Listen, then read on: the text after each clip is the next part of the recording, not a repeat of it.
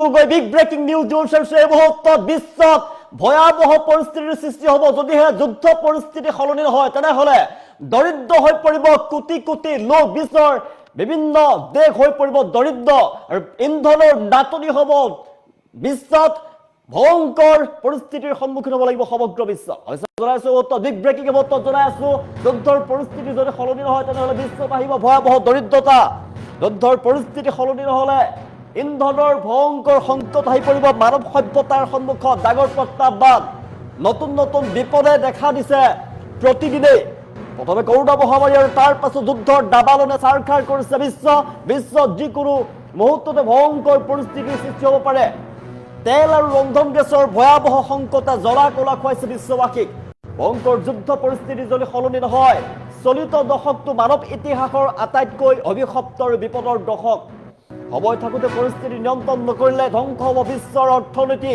কোটি কোটি লোক দৰিদ্ৰ হৈ পৰিব চকুৰ পচাৰতে দৰিদ্ৰতাৰ আন্ধাৰলৈ ঠেলি দিয়া হ'ব বিশ্বৰ কোটি কোটি জনতাক ভয়ংকৰ সংকট হ'ব যুদ্ধ আৰু সংকট বন্ধ নহ'লে ভোকৰ জ্বালাত ছটফটাই মৰিব লাগিব লাখ লাখ জনতা এই দশক বিশ্ববাসীৰ বাবে ভয়ংকৰ বিপদৰ এটা দশক ভয়ংকৰ পৰিস্থিতিৰ সৃষ্টি হ'ব যদি এই পৰিৱেশ পৰিস্থিতি শীঘ্ৰে সলনি নহয় তেন্তে ভয়াবহ সংকটৰ মুখামুখি হ'ব সমগ্ৰ বিশ্ববাসী বিশ্বৰ কোটি কোটি লোক দৰিদ্ৰ হৈ পৰিব যুদ্ধ আৰু সংকট যদি বন্ধ নহয় তেনেহলে ভোকৰ জ্বালাত ছটফটাই মৰিব লাগিব লাখ লাখ জনতা এডোখৰ বিশ্ববাসীৰ বাবে ভয়ংকৰ যিকোনো মুহূৰ্ততে ভয়ংকৰ পৰিস্থিতিৰ সৃষ্টি হ'বলৈ গৈ আছে সমগ্ৰ বিশ্বতে যদি যুদ্ধ পৰিস্থিতি সলনি নহয় যদি যুদ্ধ খাম নাকাটে তেনেহলে শীঘ্ৰেই বিশ্বত আহিব ভয়ংকৰ পৰিস্থিতি মানৱ সভ্যতাৰ সন্মুখত ডাঙৰ প্ৰত্যাহ্বান কৰোনা মহামাৰীয়ে জুৰুলা কৰিলে বিশ্বক তাৰ পাছতে যুদ্ধৰ দাবালনে চাৰখাৰ কৰিছে সমগ্ৰ বিশ্ব যদি যুদ্ধ চলি থাকে যুদ্ধ যদি ধাৰাবাহিকভাৱে চলি থাকে যুদ্ধ যদি নৰয় তেনেহলে কিন্তু বিশ্বই দৰিদ্ৰ হৈ পৰিব লাগিব বিশ্বৰ শীঘ্ৰে বিশ্বত ভয়ংকৰ পৰিস্থিতিৰ সৃষ্টি হৈ পৰিব ভয়াবহ দৰিদ্ৰ আহিব বিশ্বত হ'ব ইন্ধনৰ ভয়ংকৰ সংকট যুদ্ধৰ পৰিস্থিতি যদি সলনি নহয় বিশ্বত ভয়ংকৰ পৰিস্থিতিৰ সৃষ্টি হৈ পৰিব যথেষ্ট ভয়ংকৰ পৰিস্থিতিৰ সৃষ্টি হ'ব যিহেতু যুদ্ধ চলি আছে মধ্যপ্ৰাচ্যত যুদ্ধৰ পৰিস্থিতি যদি সলনি নহয় বিশ্বত আহিব ভয়াবহ সংকট বিশ্বজুৰি বৰ্তমান উদ্বেগজনক পৰিস্থিতিৰ সৃষ্টি হৈছে আৰু প্ৰতিদিনে নতুন নতুন সমস্যা আৰু সংকটে বিশ্ববাসীক চিন্তিত কৰি তুলিছে কোভিড মহামাৰীৰ ভয়াবহতা এতিয়াও সম্পূৰ্ণৰূপে শেষ হোৱাই নাই আৰু তাৰ পাছতে দেখিবলৈ পোৱা গৈছে বিশ্বৰ বিভিন্ন দেশসমূহৰ মাজত যুদ্ধ দেখিবলৈ পোৱা গৈছে অৰ্থনৈতিক অস্থিৰতা খাদ্য আৰু সংকট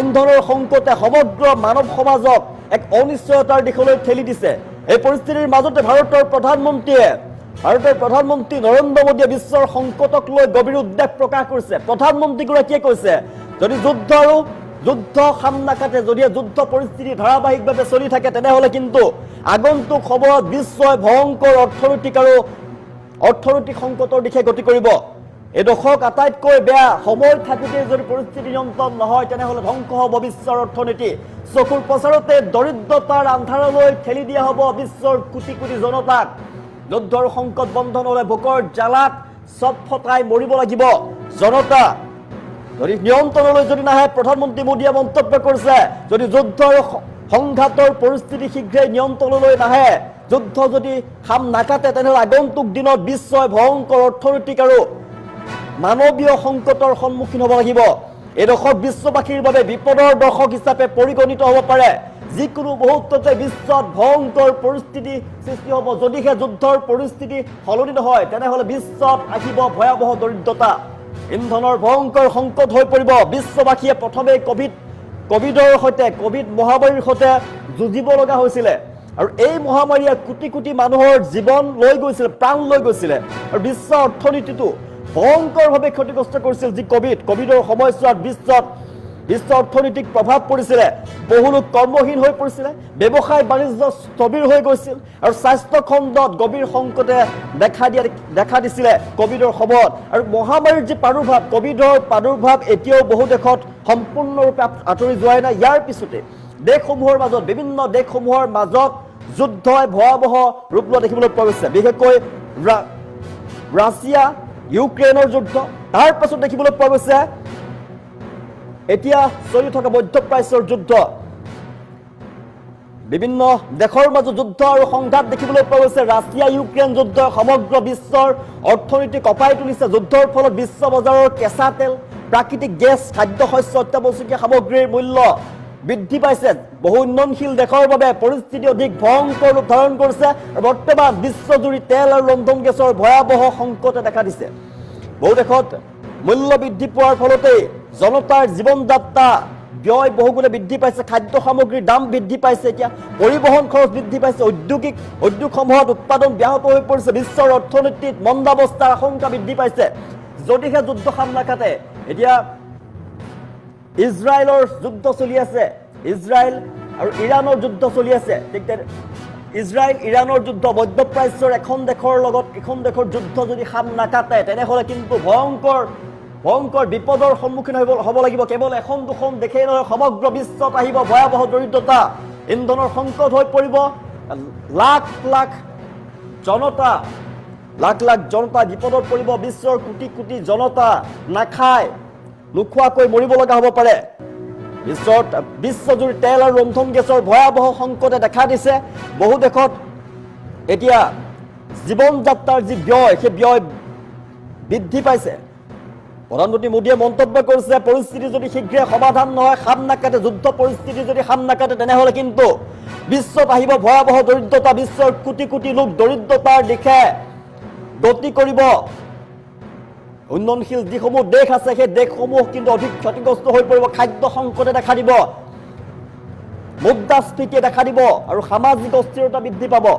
বিশ্বৰ সকলো দেশক শান্তি আৰু সহযোগিতাৰ পথ গ্ৰহণ কৰিবলৈ আহ্বান জনাইছে ভাৰতৰ প্ৰধানমন্ত্ৰী নৰেন্দ্ৰ মোদীয়ে। যুদ্ধ কেতিয়াও সমস্যাৰ সমাধান নহয়।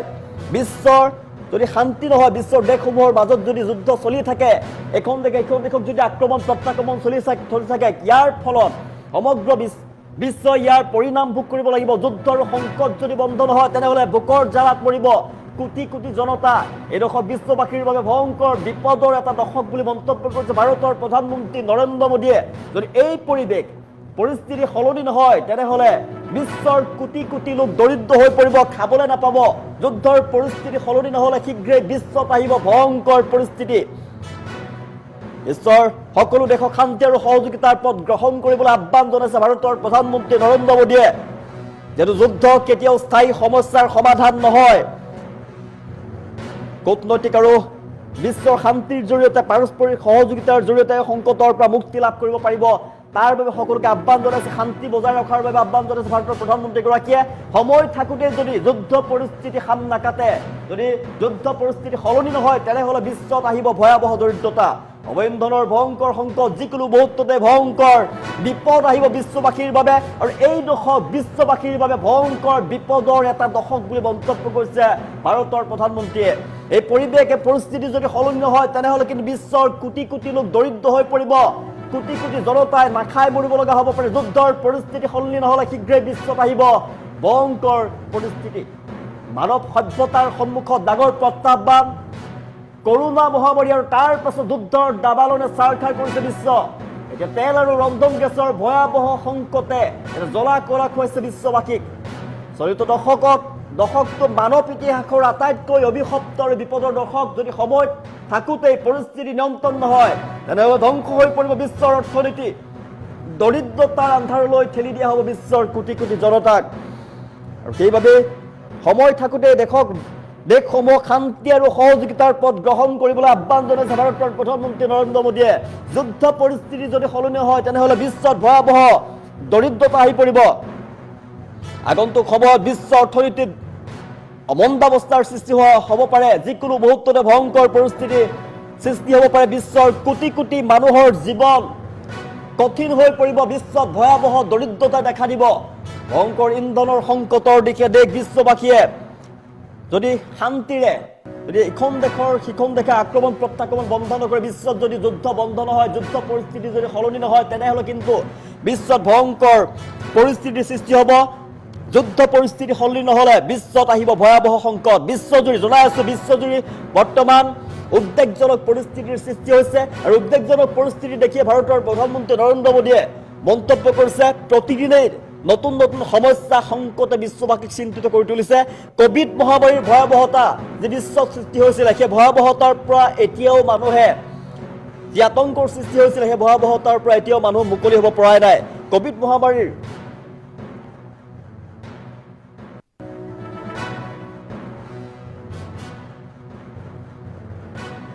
मानवता के सामने अनेक बड़ी चुनौतियां भी है। आज की दुनिया किस तरह नई नई चुनौतियों से जूझ रही है।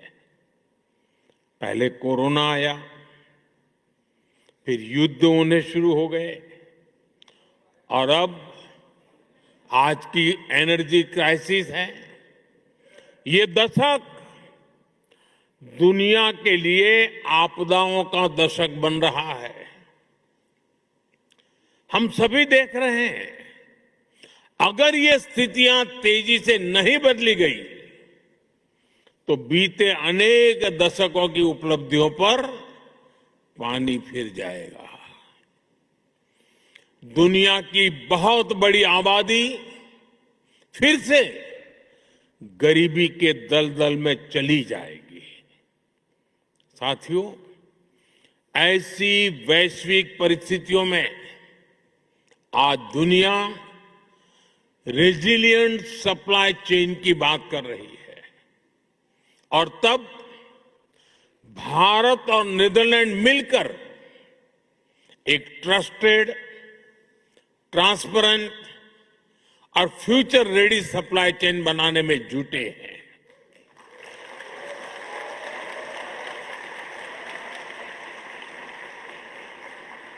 एनर्जी सिक्योरिटी से लेकर वाटर सिक्योरिटी तक नीदरलैंड्स और भारत मिलकर काम कर रहे हैं।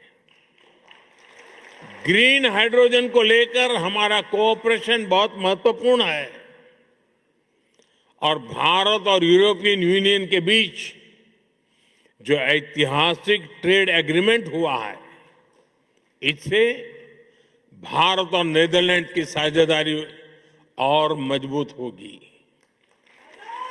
और इसका लाभ आप सभी को भी होगा। भारतीय बिजनेस के लिए यूरोप में प्रवेश का नेचुरल गेटवे नीदरलैंड बनेगा।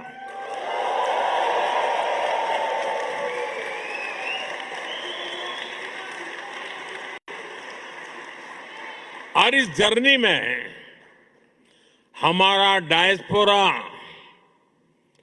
ट्रस्टेड ब्रिज बन सकता है।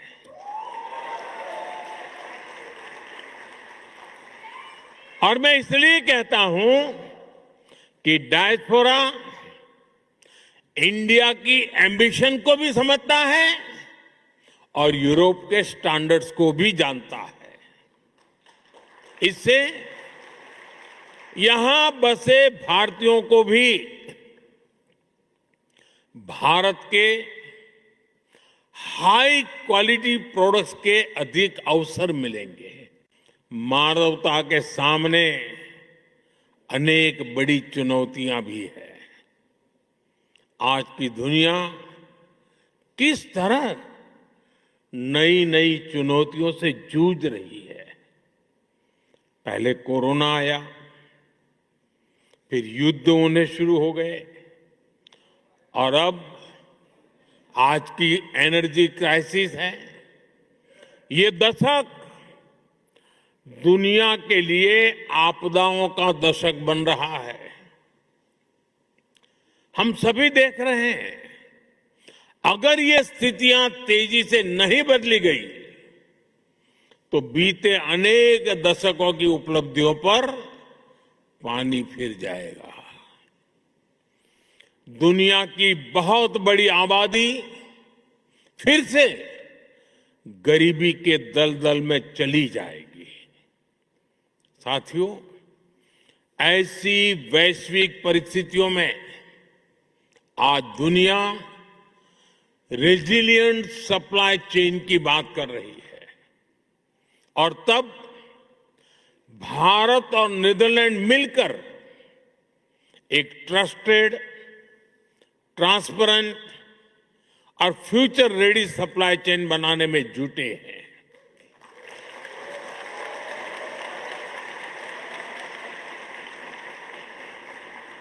एनर्जी सिक्योरिटी से लेकर वाटर सिक्योरिटी तक नेदरलैंड्स और भारत मिलकर काम कर रहे हैं।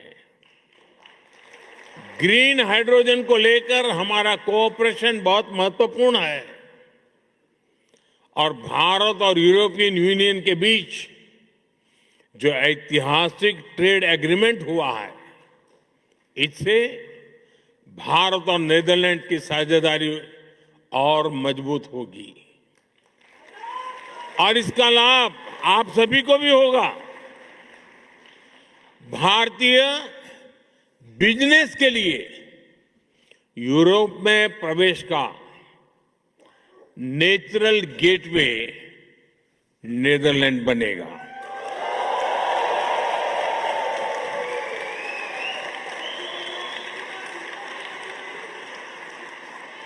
और इस जर्नी में हमारा डायस्पोरा ट्रस्टेड ब्रिज बन सकता है।